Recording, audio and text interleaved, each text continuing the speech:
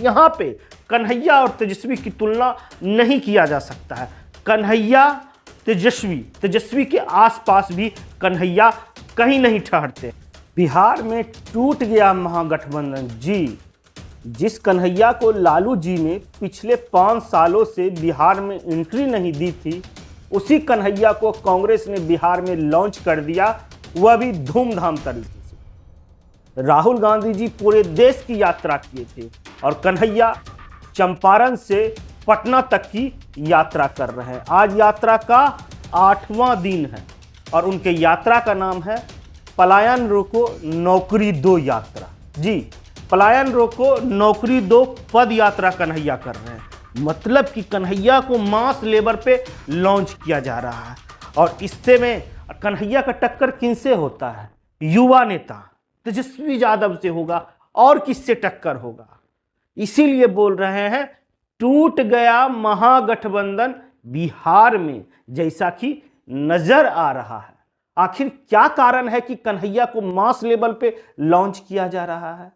और इस बीच पिछले वीडियो में हमने आपको बताया था कि पूर्व प्रदेश अध्यक्ष अखिलेश सिंह किस तरह से यात्रा कर रहे हैं और हाथ में हाथ जोड़े हुए पकड़े हुए हैं। मगर अखिलेश सिंह का उसी दिन बयान आता है जब मीडिया उससे सवाल करते हैं यह यात्रा कन्हैया नेतृत्व कर रहा है, तो अखिलेश सिंह बार बार बोल रहे हैं यह यात्रा आम जनता के लिए है, यह यात्रा हम सब मिलकर कर रहे हैं, किसी का फेस नहीं है। मगर जब आप अब आर्टिकल्स पढ़िएगा, जब आप मीडिया देखिएगा, जब आप यूट्यूब खोलिएगा, आपको हर जगह कन्हैया की चर्चा होगी। यानी कि प्रभारी कृष्णा और कन्हैया दोनों ने मिलकर खेला कर दिया। और उसके बाद हुआ क्या? एक दिन बाद ही बिहार प्रदेश अध्यक्ष चेंज हो जाता है और दलित राजेश कुमार को बिहार प्रदेश अध्यक्ष बनाया जाता है।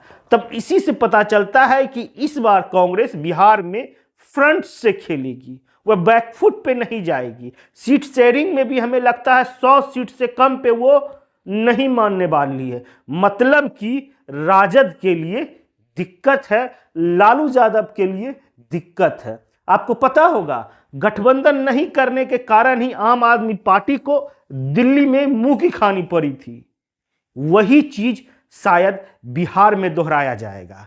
ऐसे भी कांग्रेस दूरदर्शिता वाली पार्टी है, वह दूर की सोचती है, इसीलिए वह कन्हैया पे दांव खेल रही है। जबकि कांग्रेस को भी पता है कि कन्हैया का जनाधार बिहार में अभी ना के बराबर है। तेजस्वी जी के सामने कन्हैया अभी जीरो है राजनीतिक तौर पे। मगर जब पढ़ाई की बात करते हैं तो कन्हैया और तेजस्वी में आसमान जमीन का फर्क है। आप पढ़ाई के मामले में उसकी तुलना नहीं कर सकते, मगर जब राजनीतिक रूप से तुलना करते हैं तो उस यहाँ पे कन्हैया और तेजस्वी की तुलना नहीं किया जा सकता है।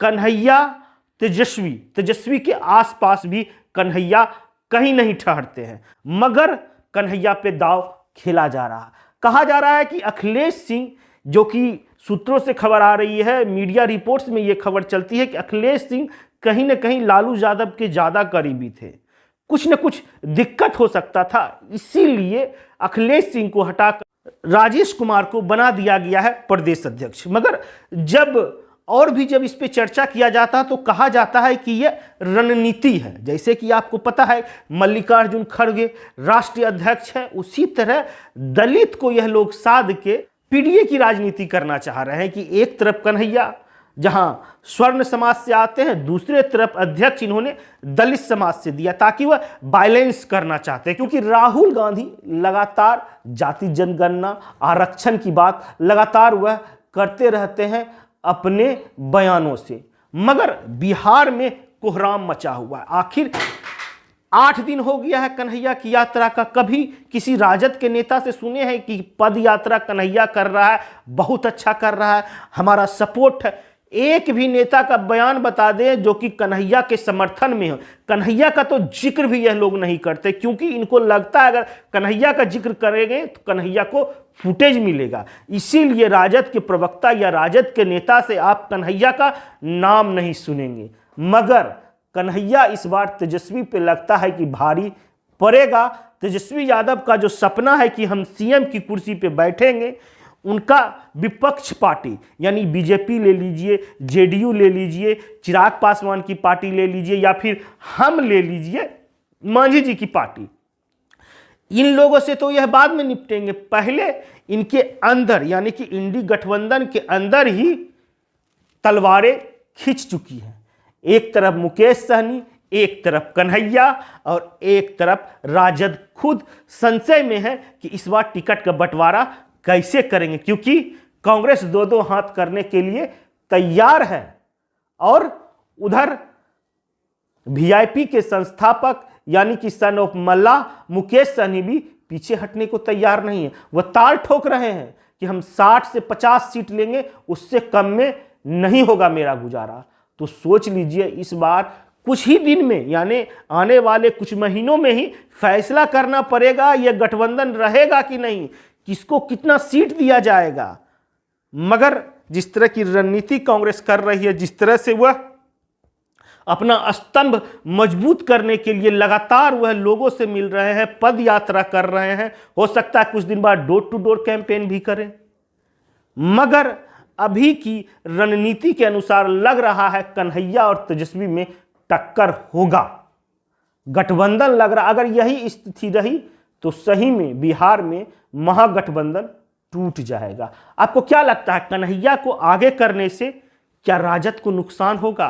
क्या कन्हैया के आगे करने से तेजस्वी और लालू यादव का सपना टूट जाएगा? क्या लगता है आपको? कमेंट करके जरूर अपनी राय दें।